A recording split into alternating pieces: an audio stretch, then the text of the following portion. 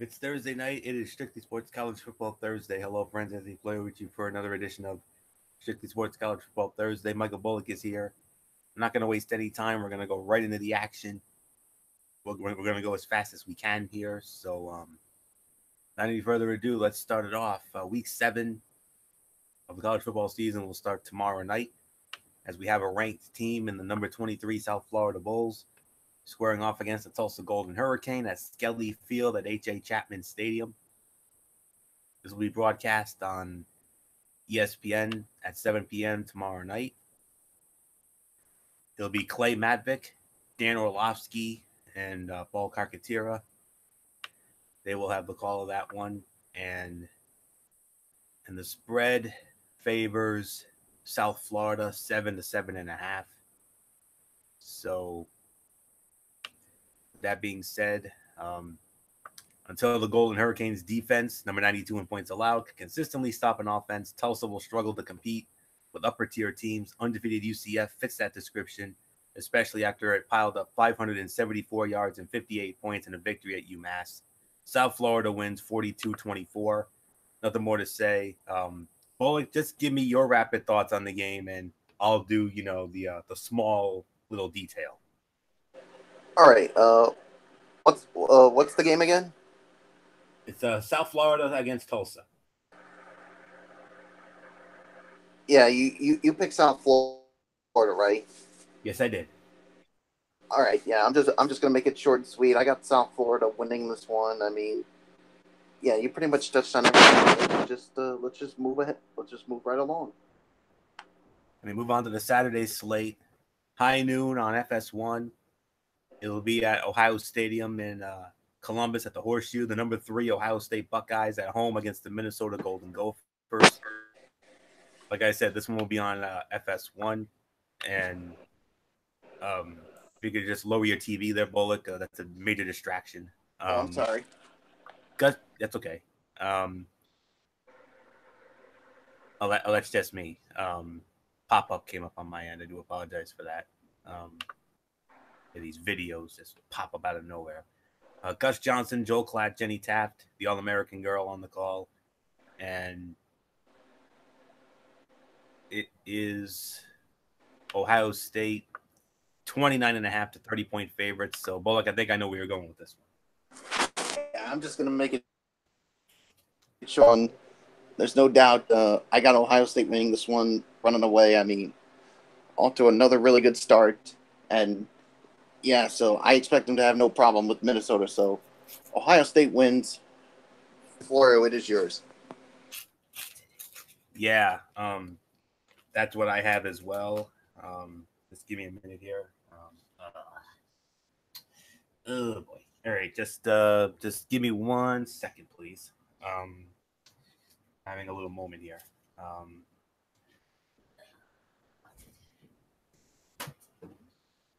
God.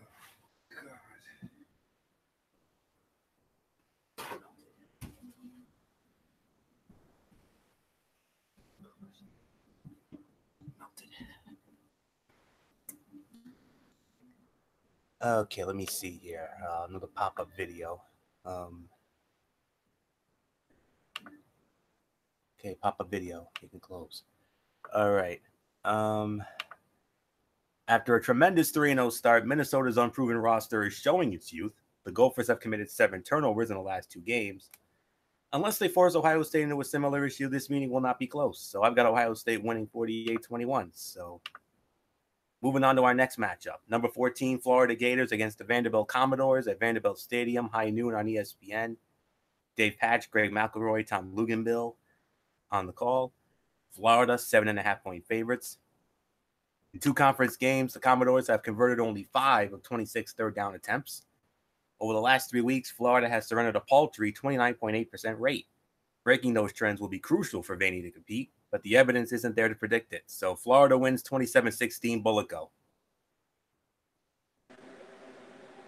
Yeah, I got Florida winning this one as well. So yeah, I'm not gonna waste any more time. Let's just move right along, Florio. High noon on the SEC Network, the number 21 Auburn Tigers at home against the Tennessee Volunteers at Jordan Hare Stadium on the SEC Network. That one will be called by Dave Neal, DJ Shockley, and Dylan Davenport. Auburn, 15 to 15.5 point favorites. Bullock, who you got?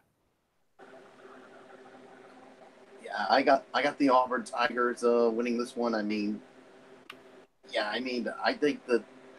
think they shouldn't have no problems with Tennessee here.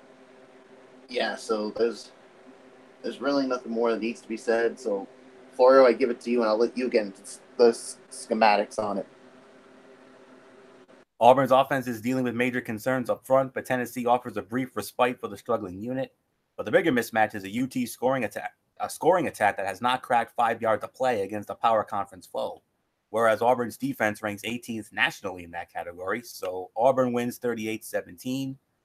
So with that being said, let's move on to 2:30 kickoff on NBC. The number 5 Notre Dame Fighting Irish, my team, scoring off against the Pittsburgh Panthers at Notre Dame Stadium in South Bend, Indiana. Mike Tirico, Doug Flutie, Catherine Tappan on the call as always. And we have Notre Dame opening up as 21-point favorites. So just give me one moment here. Okay. In the ACC stunner of last week, Pitt limited an up-tempo Syracuse offense to a meager 4.2 yards a carry. However, repeating that effort against Notre Dame on the road will be challenging. The Irish should have no issues dispatching the Panthers. Notre Dame wins 48-20. Bullock, go ahead.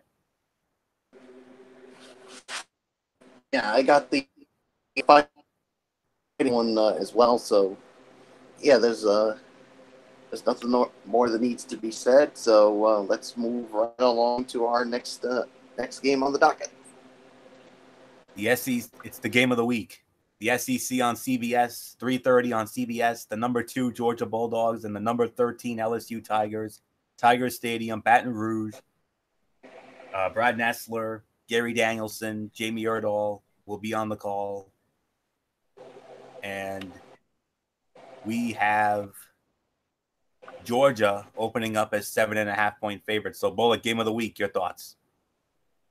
Oh yeah, this is gonna be a fun game here. I mean, if Georgia thinks they're gonna have a tough time, if they're gonna have an easy go around with LSU, I think they're sadly mistaken, because you go into that environment at LSU, boy, you're walking into a hostile environment. I mean, LSU has been playing very well this season.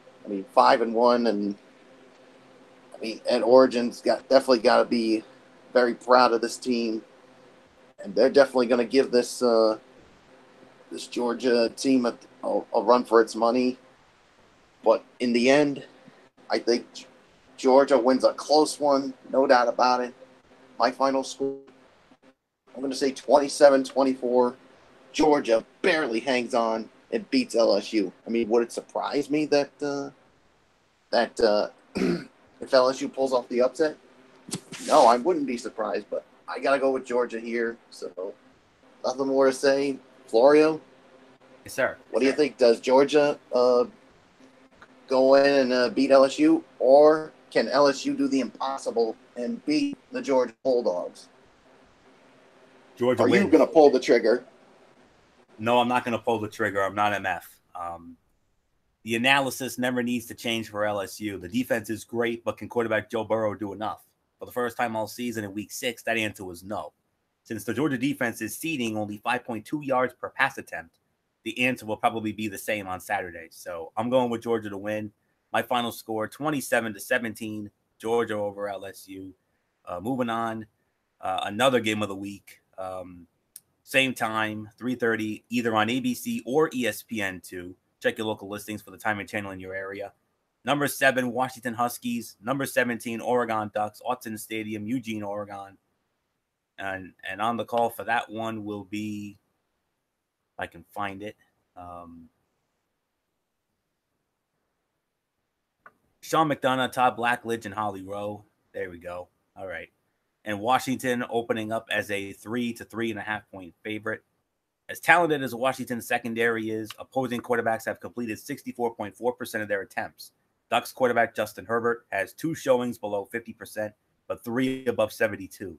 Get the former, and Oregon will stay close. Get the latter, and the Ducks will have no chance. I got Washington winning. My final score 31-26. So Bullock, another one of our games of the week. Your thoughts on Washington and Oregon? Yeah, I got Washington winning this one. I mean, Washington's definitely going to go going into that hostile environment in Oregon. I mean, yeah, you pretty much touched on everything. So Washington wins. My final score 31-24. It's going to be the final. So nothing more to say. Let's move on to our next game, which I think comes from the Big Ten. Yes, it does. 3:30 on the Big Ten Network. The number 8 Penn State Nittany Lions at home against the Michigan State Spartans at Beaver Stadium in Happy Valley. This one will be broadcast on the Big Ten Network. And working that one will be, if I can find it, Kevin Kugler, James Laurinaitis, and Lisa Byington. And we have Penn State opening up as 13.5 to 14-point favorites. Bullock, I'm going to consider this the sleeper game of the week right here. Probably like number 4, number 5 or so. So your thoughts on this one? Michigan State, Penn State. Oh, yeah, I think this is going to be a sleeper game for you. I mean, especially with the history with these two schools. And they've had some big-time matchups here, and I consider this one to be another one. Time Penn State played, they obviously lost by 1 to Ohio State. So if anybody needs this, it's definitely Penn State if they want to have any shot at playing for a Big Ten championship. But don't sleep on Michigan State. I mean, they could definitely give this Nittany Lions team some fits, but in the end, I gotta go with Penn State to win this one. My final score, I'm gonna say 31 to. I'm actually gonna say it's closer than what the experts are saying. I'm gonna go by the same score, 31-24. So nothing more to say. Flory, what's yours? Running the ball against Michigan State is extremely tough, but while the secondary has 9 interceptions, it's giving up a bunch of yards, number 123 nationally. 3 quarterbacks have topped 300 yards against the Spartans, and Trace McSorley should make it 4 during a Penn State win. I got Penn State winning as well, 34-24. That's my final score. So let's move on to our next matchup, 3:30 on ESPN. The number 9 Texas Longhorns at Darrell K. Royal Texas Memorial Stadium in Austin, hosting the Baylor Bears. And on the call for that will be Adam Amin, Rod Gilmore, and Quinn Kessenich. And we have Texas opening up as 14-point favorites. Last year, these programs combined for 8 victories. Already, Baylor and Texas have totaled 9. The potential of an Oklahoma hangover is real, but quarterback Sam Ehlinger should control this contest by keeping the Longhorns in short yardage situations and converting. Texas wins 41-21. Bullock, Texas coming off winning the greatest Red River rivalry game in history, 5-star classic Shakespearean drama. I don't expect much against Baylor. I got Texas winning 41-21. Yeah, I mean, that was an awesome game between the Texas and Oklahoma in the history of that rivalry. And I know some people they're expecting a hangover from Texas after the big win, but it's happening. I mean, have the focus and have them ready to go. So I'm going to say Baylor wins this one. I mean, not Baylor. I'm going to say Texas wins this one. So I think they're going to continue at them from some games. Let's move on to our next game. With 3:30 kickoff, ABC or ESPN2. Check your local listings. Number 10, UCF Knights, Memphis Tigers, Liberty Bowl, Memphis Stadium. On the call for that will be Dave Lamont, Ray Bentley, and Alex Cordroy. We have UCF opening up as 4.5 to 5-point favorites. So Bullock, the darlings of last year, looking to make another run here. UCF. Yeah, UCF is definitely making another run after their undefeated season last year and proclaiming themselves as the uncrowned national champions. But they have a chance to continue on that roll. But I definitely see them continuing it, led by junior quarterback Mackenzie Milton, who has thrown for over 1,500 yards with 15 touchdowns, and he's also ran the ball well. So I expect him to carry it. I mean, to do well in this game. So I got UCF winning this one. So Florio, can the Darlings from last year continue on this run, or does Memphis have something up their sleeve? Well, Memphis will definitely have something up their sleeve, but I ultimately think UCF's going to pull away and win this one. During last year's epic AAC championship game, the offenses combined for 1,479 yards, and UCF beat Memphis 62-55. Although that sort of shootout is rare, it's not unrealistic this weekend. Both teams are averaging 46-plus points, but if the UCF defense contains running back Darrell Henderson, to merely 100 yards, the Knights will remain unbeaten. So I'm going with UCF to win. My final score, not as high as that championship game, but it's going to be a high-scoring one, 52-41, UCF over Memphis. Moving on to our final 3:30 kickoff, the number 22 Texas A&M Aggies against the South Carolina Gamecocks from Williams-Brice Stadium in Columbia, South Carolina. The SEC Network will have it, and Taylor Zarzar, Matt Stinchcomb, and Chris Budden will have the call. And we have, unfortunately, I cannot give you a spread for this. Oh, actually, never mind. I have it. Texas A&M 2.5-point favorites. A knee injury prevented South Carolina quarterback Jake Bentley from playing last week, and in his place, Michael Scarnecchia threw for 249 yards and 3 touchdowns against Missouri. However, Bentley is expected to return to the number 1 role. South Carolina desperately needs a reliable quarterback to overcome Texas A&M's SEC leading run defense. Texas A&M wins 29-17. Bullock, Texas A&M and South Carolina, your thoughts? Yeah, Texas A&M, I mean, I got them winning this one as well. I'm going to say 30-17 is going to be my final score. So this really is just move right along to the primetime games. Yep, primetime action, 7 o'clock on ESPN. The number 1 undisputed reigning national champion Alabama Crimson Tide squaring off against the Missouri Tigers at Bryant-Denny Stadium in Tuscaloosa. ESPN will have this contest, and Steve Levy, Brian Greasy, Todd McShay will be on the call.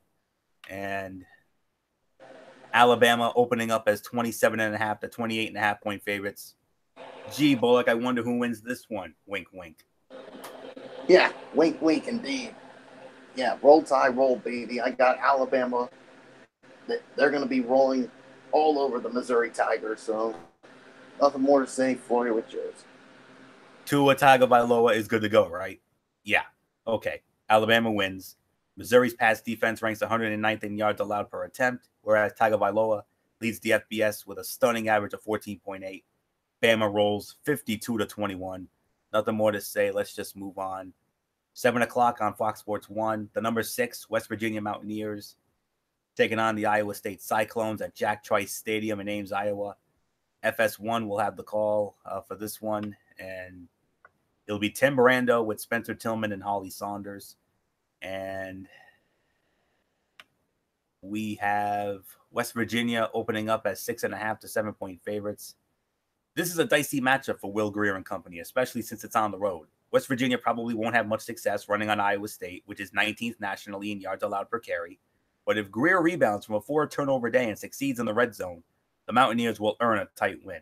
So I'm going with West Virginia to win. I'm going to use Michael Bullock's favorite final score, 31-24, West Virginia over Iowa State.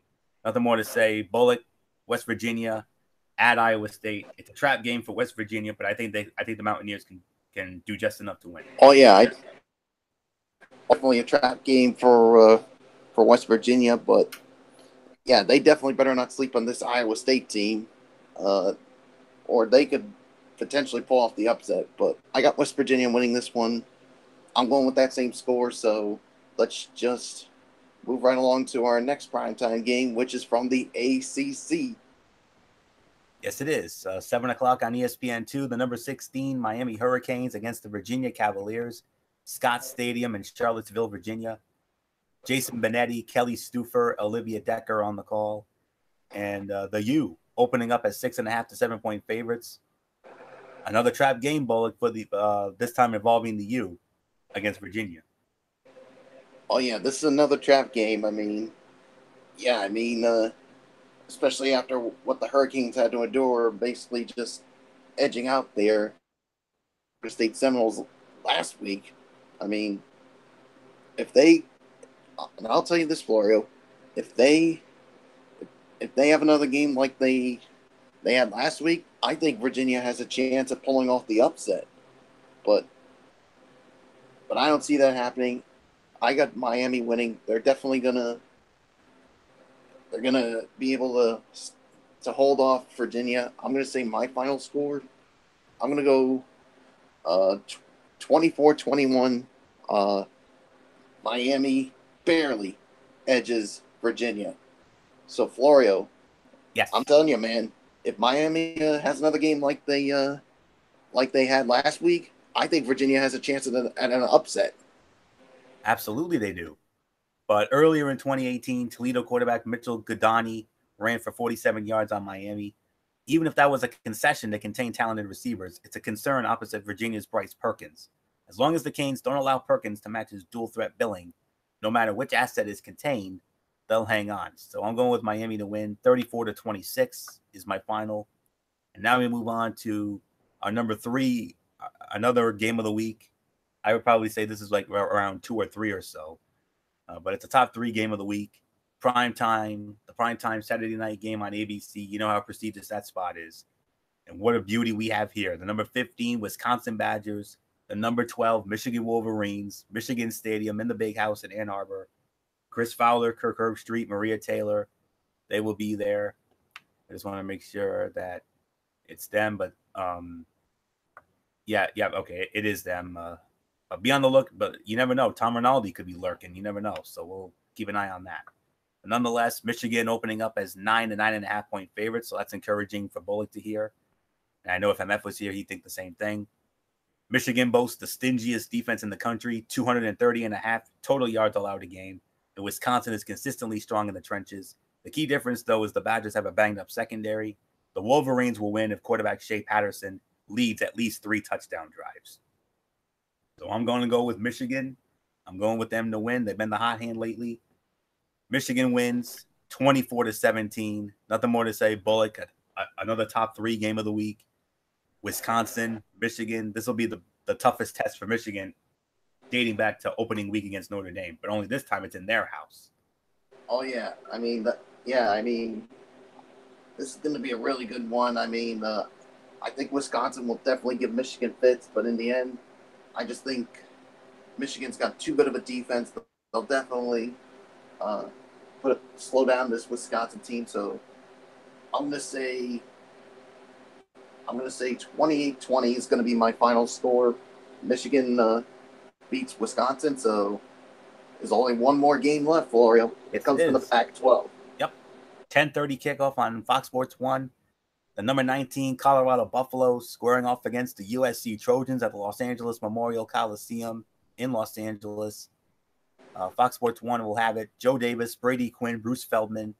They will have the call. And USC is actually opening up as a 7 to a 7.5 point favorite. A little misleading there, Bullock? I think so.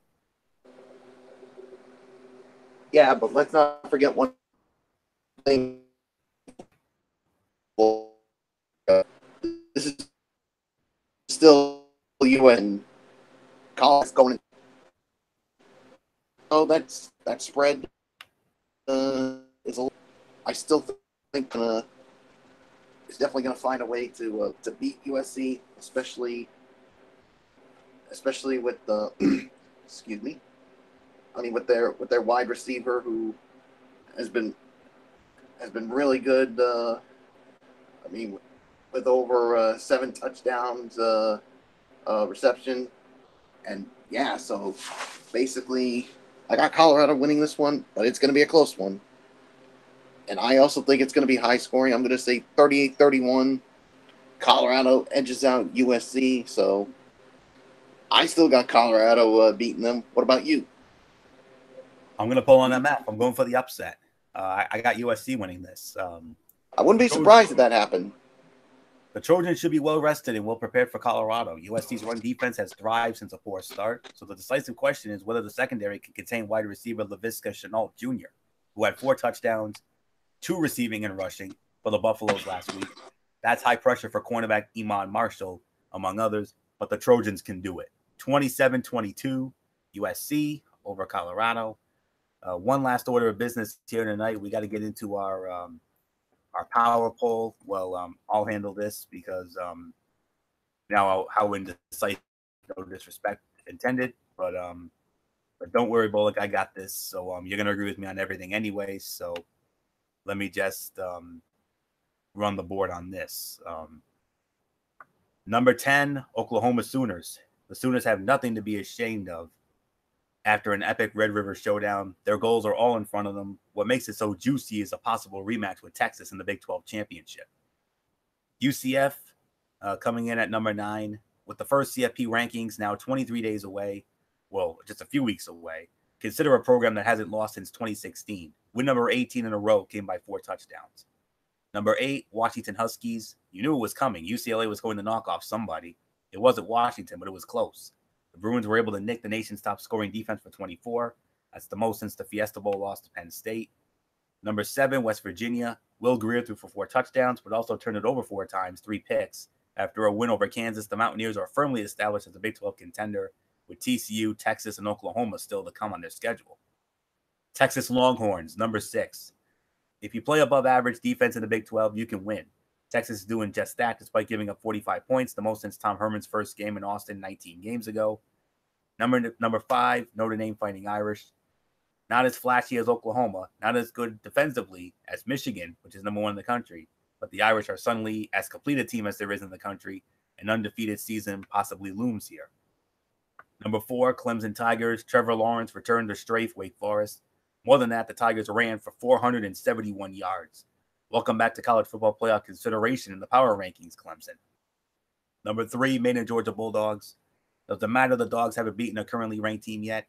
Before you answer, all that is about to change. Georgia's next 4 games, LSU, Florida, Kentucky, and Auburn, all ranked opponents. Keep an eye on that.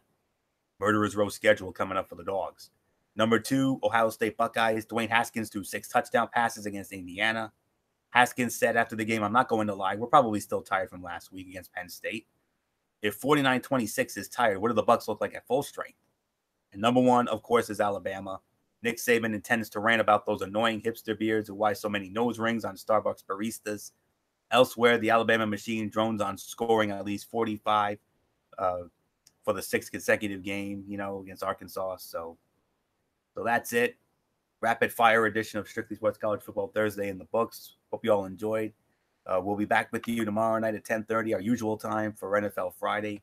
Myself and Bullock will be here. And this time, MF will be with us because he confirmed that last night. MF couldn't be with us tonight because of work commitments beyond his control. That's fine. But he should be with us tomorrow night for the NFL show. Big matchups. Of course, the headline game. Of course, the Kansas City Chiefs and the New England Patriots. That's the one we're going to go into the most detail about. And then we'll do it all again, for another week. After the weekend, Ridiculously Raw, Cerebral Smack Talk, College Football Thursday next week. A couple of okay matchups for next week. Oklahoma against TCU. There's a big one. Michigan against Michigan State. Colorado against Washington. Penn State against Indiana. Mississippi State against LSU. Oregon against Washington State. So just a couple of the matchups to look for next week. So that's it. So until tomorrow night for NFL Friday, Anthony Florio here for Michael Bullock and in spirit, good old MF Michael Fletcher, Dede Woodson, and Derek Ferreira. You know the routine, everybody. Thumbs up. Talk to you later. Yeah, throw it up watching for style. Bye for now, my friends. God bless. Be good to each other. Have a blessed Friday. And until tomorrow night for NFL Friday, you've been watching this rapid fire edition of Strictly Sports College Football Thursday right here on the Zone 25 at YouTube.com. For everybody who's been a part of this one. For now, Anthony Florio, so long, and bye, everybody. Bye.